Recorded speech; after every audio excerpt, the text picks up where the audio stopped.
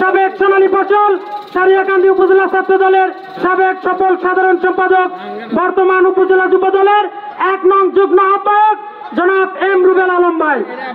এছাড়াও আমাদের মাঝে উপস্থিত আছেন বাংলাদেশ জাতীয়তাবাদী কৃষক দল বাবুল ভাই সারিয়াকান্দি উপজেলা শাখার সম্মানিত আহ্বায়ক জনাব খাদেমুল ইসলাম পিন্টু কাকা। এছাড়াও আমাদের মাঝে উপস্থিত আছেন বাংলাদেশ জাতীয়তাবাদী ছাত্র দল সারিয়াকান্দি উপজেলা শাখার যুগ্ম সাধারণ সম্পাদক জনাব নিপ্পন মন্ডল বাবুল ভাই। এছাড়াও আমাদের মাঝে বাংলাদেশ জাতীয়তাবাদী দল বিএনপির অঙ্গ সহযোগী সংগঠন বাংলাদেশ জাতীয়তাবাদী ছাত্র দল সারিয়াকান্দি উপজেলা শাখার সম্মানিত সহ সভাপতি আনিস পিকে। এছাড়াও উপস্থিত আছেন বাংলাদেশ জাতীয়তাবাদী ছাত্র দল, যুব দল, স্বেচ্ছাসেবক দল, শ্রমিক দল, কৃষক দল, তাঁতি দল, আরাফাত রহমান কোকোজিতি সংসদ, প্রযুক্তি দল, জিয়া সাইবার সহ আমার সামনে উপস্থিত আমার অত্র এলাকার বিভিন্ন পর্যায়ের নেতৃবৃন্দ, সবার প্রতি রইল আমার প্রান্তীয় সংগঠন বাংলাদেশ জাতীয়তাবাদী ছাত্র দল কামালপুর ইউনিয়ন শাখার পক্ষ থেকে রক্তিম সালাম ও শুভেচ্ছা। আসসালামু আলাইকুম। প্রিয় নেতৃবৃন্দ, আপনারা দেখেছেন গত 17টি বছর এই ফ্যাসিস্ট হাসিনা কিভাবে বাংলাদেশ শাসন করেছে।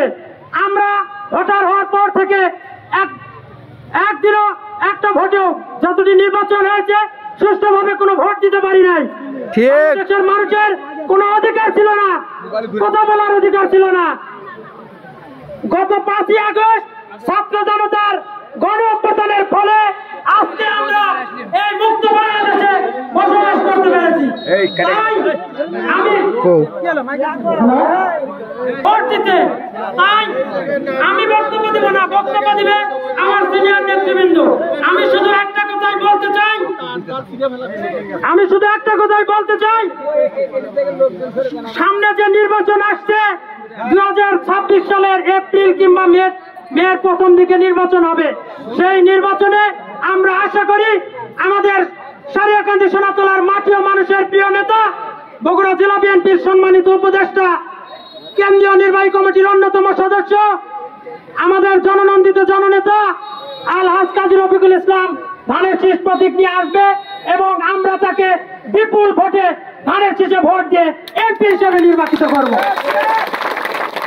প্রিয় নেতৃবৃন্দ, এই বলে আমি আমার সংক্ষিপ্ত বক্তব্য এখানেই শেষ করছি এবং আমাদের বিএনপি চেয়ারপারসন দেশনেত্রী বেগম খালেদা জিয়া এবং আমাদের আগামী রাষ্ট্রনায়ক তারুণ্যের অহংকার জনাব তারেক রহমানের জন্য দোয়া চেয়ে আমাদের সারিয়াকান্দি সোনাতলার মাটি ও মানুষের প্রিয় নেতা, বগুড়া জেলা বিএনপির উপদেষ্টা এবং কেন্দ্রীয় কমিটির অন্যতম সদস্য, তার জন্য দোয়া চেয়ে আমি আমার সংক্ষিপ্ত বক্তব্য এখানেই শেষ করছি।